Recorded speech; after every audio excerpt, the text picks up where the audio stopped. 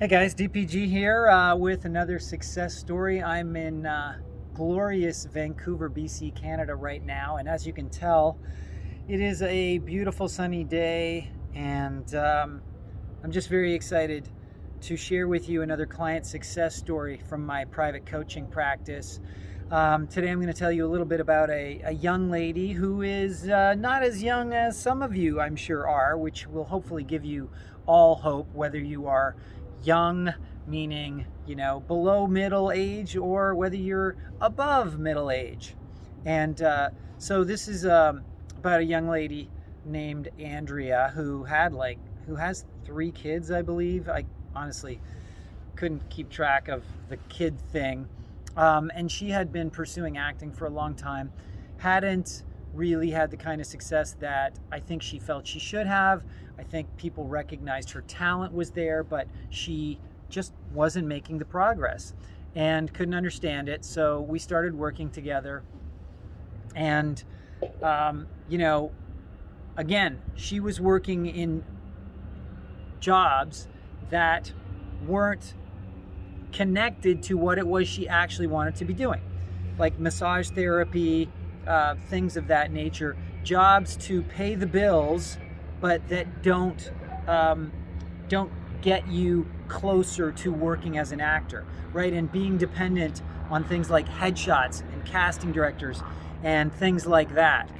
And unfortunately, for 99% of actors, pursuing that strategy alone won't yield any fruit, okay?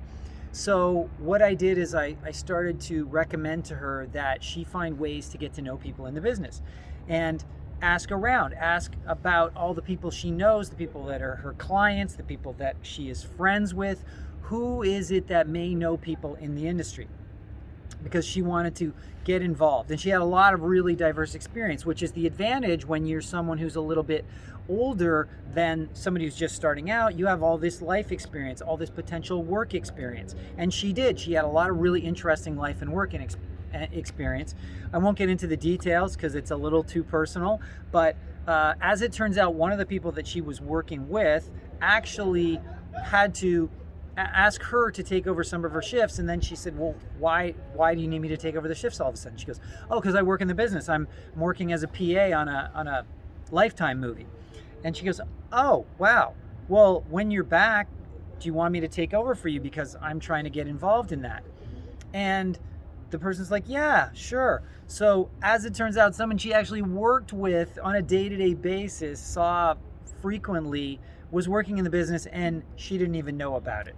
So she was instantly introduced to this production on a major network, and she got to work with them. And of course, I said, listen, you've got to share who you are and what your abilities are, also what your dreams are, because if you don't share them, then people can't help you make them come true. And if people don't know what you're really capable of, then they can't really benefit from what it is you have to offer, all the different things you have to offer. So she's got kids, so everybody realized she would be good with kids. So she was asked to take care of kids on the set. That was her job one day, was not babysitting them, but when it was time to take them from the trailer, from their parents to the set, she would do that. So of course she got to interact very closely with the directors and the producers, because she had to be told what to do with the kids, where to put them, etc., etc., etc. So that was huge. And through that, she got to know a lot of people, because that was a very high profile job.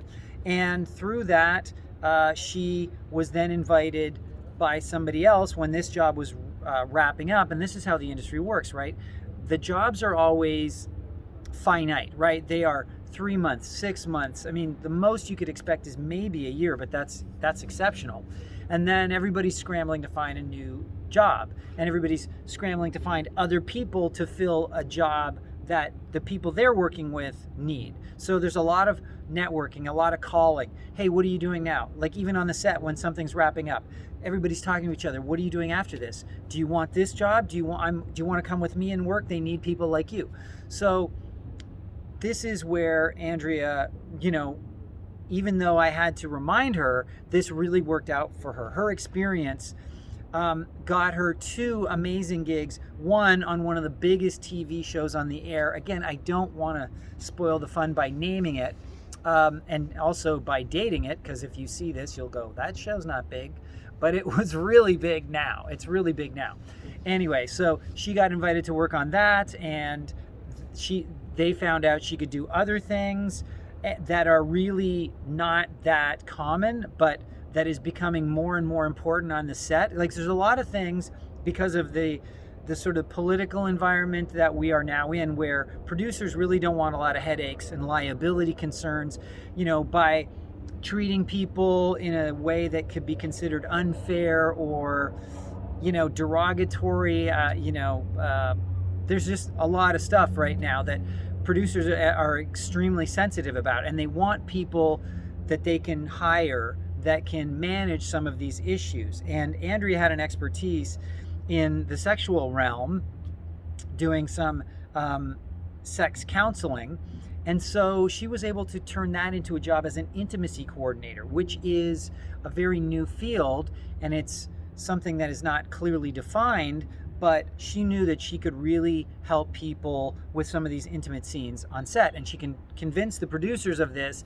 And so she got to go from working with kids because she was a mom and they just trusted her because she was a mom, to becoming an intimacy coordinator. And then she's complaining to me. She's like, well, I don't just want to do this. I want to be an actor. And I said, yeah. And, well, how am I supposed to get an audition? I said, why don't you just ask for one? Why don't you just tell them? Did you tell them you're an actor yet?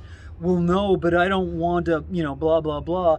I don't want to turn them off. I'm like, why would it turn them off? You've already proven that being a mom helped you with the kids, and then when you told them you had done sex counseling, that they suddenly took you seriously as a intimacy coordinator. So if you can act, you're just helping them out in yet another way. Someone who they already know, like, and trust can also help them in yet another way. People want that. They don't take that as like you're overstepping your bounds. They're like, oh, you can fill this role? Thank you so much. So she introduced herself to the producers and the directors and said, I saw a couple of parts I could do as an actor. I'm very confident. Oh, well, why didn't you say so? That's exactly what they said. And they said, well, we have other stuff coming up. And so I told her, when you try to get a look at the sides or the script from people, see what's coming up.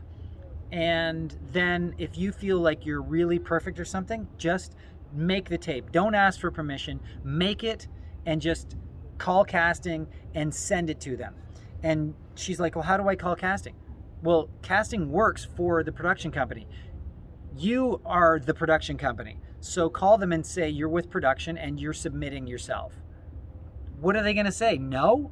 They want to make the producers and the production company happy. So they're more than happy to see people with production, okay? They get it. It's the actors that don't get it. So she made a couple of tapes, and you can always CC the producer if you really want to scare casting when you send that email out, or when you call them, just say, yeah, I talked to Tony, and he said I should read for this. Oh, okay. So she called them.